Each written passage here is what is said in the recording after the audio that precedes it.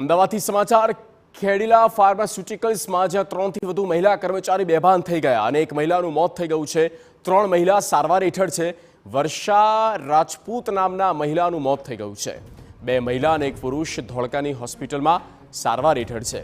વોશરૂમમાં 3 મહિલા બેભાન થઈ ગયા હતા અને બેભાન થવાનું કારણ હજુ પણ અકબંધ હોવાનું જાણવા મળી રહ્યું છે। ખેડીલા ફાર્માસ્યુટિકલ કંપનીમાં જ્યાં એકાએક 3 મહિલા કે જેઓ બેભાન થયા અને એક મહિલાનું મોત થયું છે। અરવિંદ ઠાકોર સંવાદદાતા ફોન લાઈન પર છે। અરવિંદ, શું થયું ઓવરઓલ?